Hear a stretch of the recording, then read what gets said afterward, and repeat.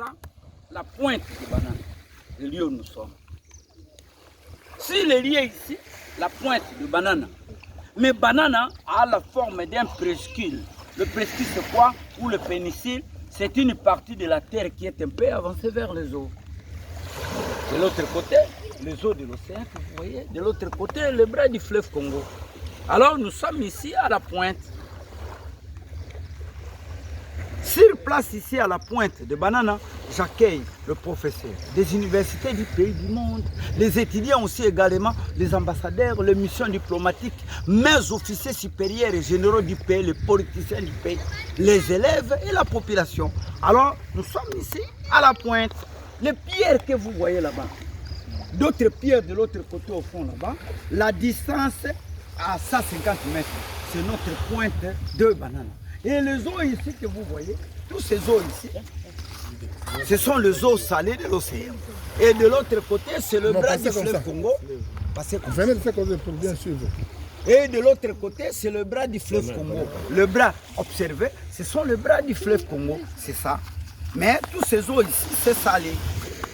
Et en face de nous, c'est la ville angolaise de Soyo. Mais les eaux sont salées aussi. Tandis que les 2 km au centre, les 2 km au centre, ce sont les eaux du fleuve Congo, désobéir l'océan et continuent à couler jusqu'à 135 km. Mais les eaux ici ne sont pas salées. Observons un peu. Au centre, observez au centre, comme une ligne là qui continue, cette ligne là qui continue, ce sont les eaux du fleuve Congo, mais les eaux ici ne sont pas salées. Ok, on va en parler. Observons un peu la carte. La partie ici qu'on appelle en jaune ici, c'est la route numéro 1 du pays, où nous appelons ça la nationale numéro 1. Le kilomètre 0, c'est ici à Banana. Lorsque vous quitterez Banana, vous serez à Mwanda, à Boma, à Matadi, à Kinshasa, à Bandundu, au Kasai, au Katanga, jusqu'à Kasumbalesa. Kasumbalesa, c'est la frontière du Congo et la Zambie. De Lubumbashi à Kasumbalesa, la distance à 92 km. De Banana à Kasumbalesa, la distance à 3259 km. 3259 km, Banana, Kasumbalesa.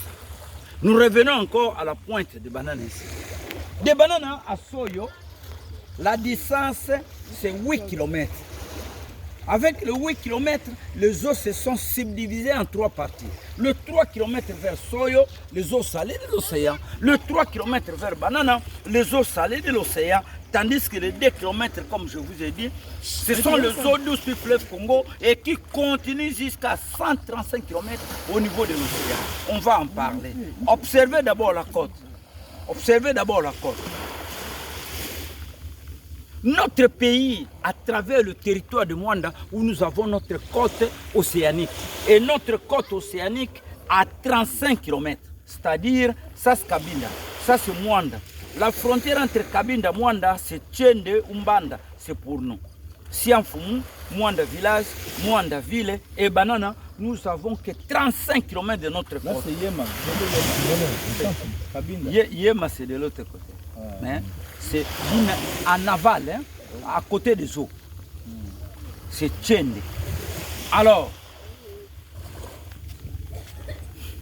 au sein de notre 35 km ici, comme vous voyez, nous n'avons pas une période de l'inondation parce qu'il pleut beaucoup ou de la sécheresse parce qu'il ne pleut pas. Nous, on ne possède pas cette responsabilité dans notre côté.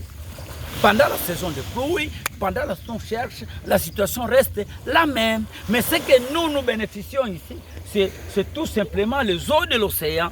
Ces eaux de l'océan ici, qui se constituent sous forme de tourbillons et quittent l'océan, inondent notre milieu ici pendant 6 heures du temps. Nous disons ça la marée haute. Et les 6 heures du temps plus tard, les mêmes eaux qui étaient rendues dans nos bras va regagner maintenant l'océan. Ça c'est la marée basse. Et chaque jour pareillement, la marée haute. 6 heures du temps, la marée basse, 6 heures du temps. Pour le moment, c'est quelle marée? La marée basse. Basse. Non, le basse. Basse. Haute, vous venez de... Alors, à la marée haute, l'eau était ici. Et nous sommes à la marée basse, où nous allons observer une plage de plus ou moins 30 mètres. Et chaque jour, pareillement, la marée haute, 6 heures du temps, la marée basse, 6 heures du temps. Et durant toute une journée, nous avons 4 fois le mouvement de marée. La marée haute, 6 heures. La marée basse, 6 heures, 12 heures. La marée haute, 6 heures, 18 heures. La marée basse, 6 heures, 24 heures. C'est-à-dire 6 heures, 12 heures, 18 heures, 24 heures. Et dans la même circonstance, il y a un décalage. Si aujourd'hui, la marée haute était à 8 heures, le demain serait 9 heures. Le lendemain, 10 heures, 11 heures, ainsi de suite. Pourquoi ce décalage d'une heure du temps la veille, lorsque les eaux quitteraient de l'autre côté aussi, pendant 6 heures du temps, alors ferait 15 minutes de repos à partir d'ici. Les 15 minutes de repos, les eaux inertes sans mouvement, pendant 15 minutes. Ok, pendant 15 minutes. Et après 15 minutes de repos, les eaux vont regagner l'océan où nous allons observer la marée basse. Les eaux aussi à marée basse à l'océan, avant de regagner la seconde fois la marée haute, ferait ici 15 minutes de repos. Et ensuite la marée haute. Et c'est là pendant 4 fois. La marée haute, la marée basse, la marée haute, la marée basse. Les arrêts de 15 fois qui constituent 60 minutes ou 1 heure du temps. C'est 1 heure du temps, c'est le décalage. Si aujourd'hui la marée haute était à 8 heures, le demain serait 9 heures, le lendemain 10 heures, 11 heures, ainsi de suite. Alors quelles sont ces eaux en mouvement? Ce sont les eaux de l'océan ici qui bénéficient de la marée haute à la marée basse. Tandis que les 2 km au centre continuent du même sens jusqu'à 135 km. On va en parler. Observons un peu notre fleuve. Le fleuve Congo, en provenance de Boma, la largeur du fleuve Congo à 5 km. Arrivé à la pointe de Boulambemba vers Soyo, 5 km. C'est là où nous bénéficions notre débit.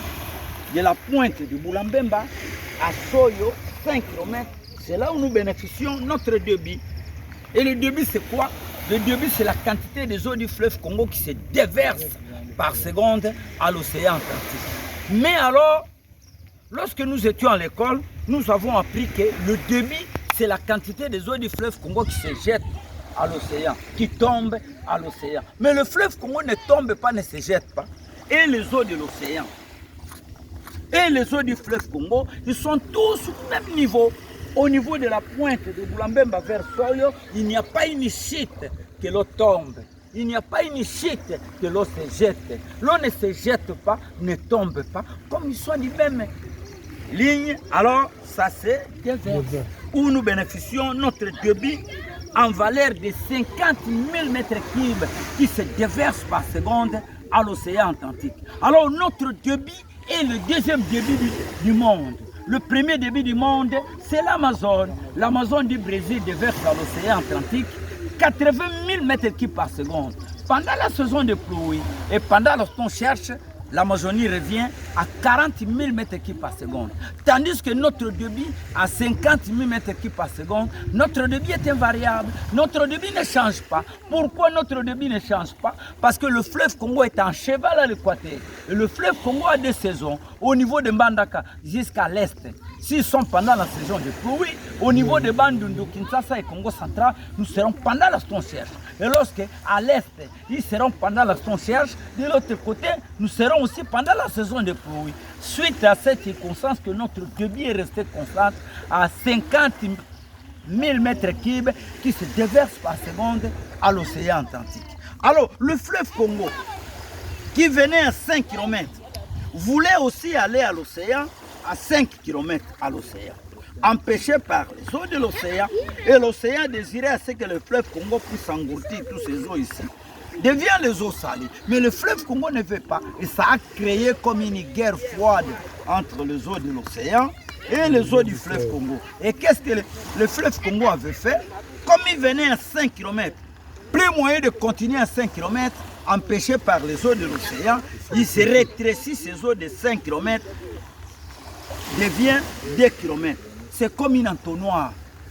hein, les eaux qui se pénètrent au niveau de l'entonnoir, coulent maintenant violemment à l'océan. Oui. Coule maintenant violemment à l'océan et le fleuve et l'océan se sent incapable d'empêcher, créer une brèche là de 2 km que le fleuve